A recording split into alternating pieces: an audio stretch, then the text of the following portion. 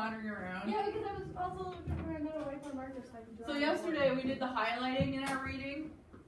And why did we highlight things? So if there's like a question that's stating that You don't have to read the whole thing. in the story. Yeah, so you don't have to read through the whole thing again. You highlighted important things so you could just easily go to it and click it out. Same thing. Yeah, same thing. Anything else? So we know what that word means. Yeah, so you kind of know if there's different vocabulary words that you didn't know. Like sometimes if they're bolded or italicized, it means they're going to ask that question later. So we highlighted different words. So today, going into that, we are going to work on vocabulary and context. So if they ask you a vocab question, we can easily figure out what it means. And so, how are we to determine what this word means in the following sentence? So the Cruz family moved from their old, dilapidated house that was old and run down into a brand new home. So I want you to take about 10 seconds and I want you to think about what is dilapidated, sorry, I can't even pronounce that word, means. What do you think that word means? I just found it just So, now. okay, well, keep it to yourself. Keep it to yourself for a little bit, and then you're going to share it with your partner. Aren't you a little bit not perhaps That means, I think on behalf, bud. huh? I know. Okay, share with your partner. What do you think that word means? That means, Jamin, it says it right in the sentence. No dictionaries for this activity. Why? Because it tells you right in the sentence. No. Share with your partner. Share with Jacob. What do you think it means? that means an old house. They moved. Huh? They ruined that. Mm-hmm.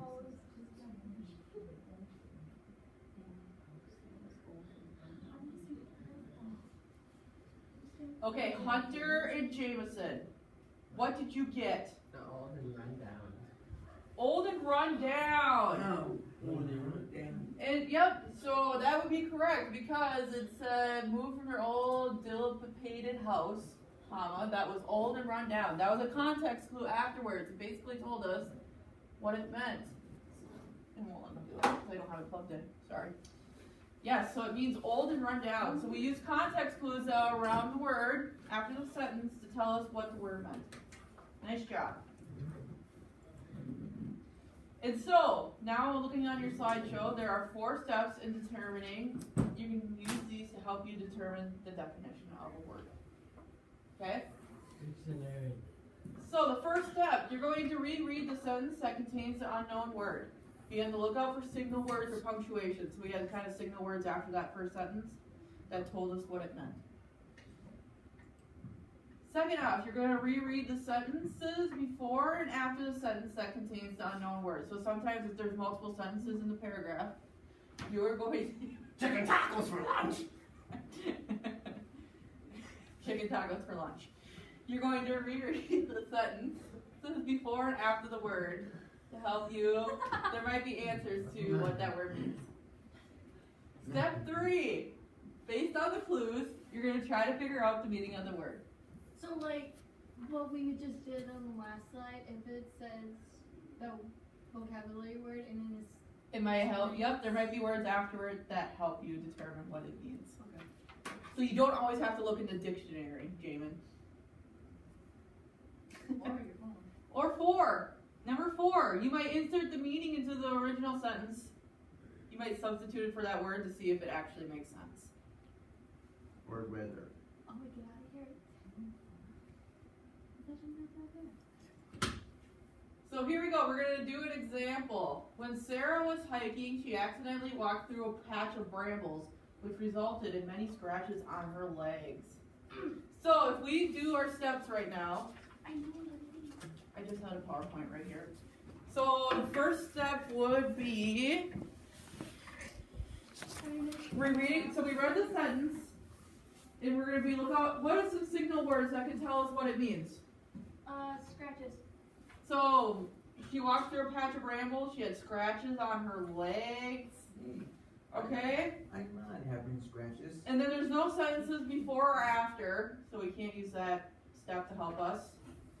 And then, so now we have scratches. So what do you think brambles means? If she has scratches on her legs. Like those sharp, thorns or something. Sharp thorns? What do you think, Jacob? Sharp thorns. Sharp? Jameson, what do you think? Well, if she's got scratches, if she walked through a patch of brambles, it's caused scratches. So what do you think it means? Brambles. Yeah, some kind of branch. Oh, A plant. Yeah, I would. Brambles is a branch that has like has like those thorny bushes, kind of pointy, and so it causes scratches. So that is correct. Nice job. You used your context clues to figure out the word. See, we didn't have to look in the dictionary. Those things actually hurt. Like, I actually got Ah. scratched by brandables before. Right. Yep. Oh my god, scratches went all over my leg. It was like, Yep. Sometimes you have to wear pants when you're walking through the the woods. mosquitoes. Okay, here we go. Next one. Josh walked into the living room and accidentally tripped over the ottoman.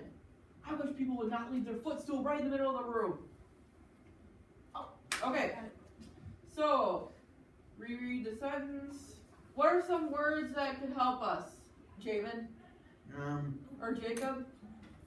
What are you two back there? Not get stabbed on.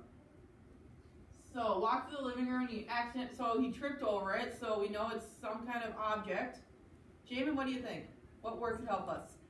The footstool. Ottoman. Well, that's the word that we're trying to figure out what an ottoman is.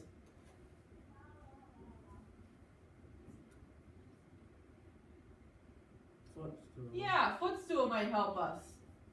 Yep. And so read the sentence afterwards. So this is our first sentence. Josh walked through the living room and accidentally tripped over the ottoman. Now we look over the second sentence. I wish you would not leave the footstool right in the middle of the room. So now we can kind of determine what it means. So what do you guys think an ottoman is? Like a footstool. A footstool. That is correct. An ottoman is a footstool. I have an ottoman in my living room. It's like a big plush, like footrest. I need to get one. Yes, they are really convenient. It's not like a little one. It's probably by 5 feet by 3 feet or something like that. It's pretty big. It's like mine's like big. It's probably as big as that table, but it's lower, so you can use it for your feet. We use it as a table. We use it for our computers at home. It's really nice and convenient. The supermarket manager complained, "Why do we have such a plethora of boxes of cereal on the shelf? In contrast, we have a shortage of waffle mix. We need to do a better job of ordering." Okay, so we read through the sentence. Now, what words around the sentence would show us a kind of a clue? Lithonia. What clues tell us what plethora means? We're looking for what plethora means. Boxes of cereal on the shelf. Okay, so boxes of cereal on the shelf. Well, that's kind of connecting to plethora. In contrast, we have a Complain. shortage of waffle mix. So, what does it mean if something's contrast? We have compare, two things alike. We have contrast, which tells us the difference. So, in difference, we have a shortage of waffle mix.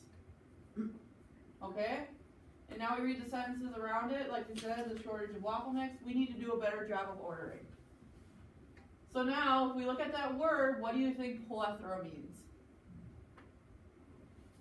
Empty. Okay, so remember in contrast, that means indifference. So like empty.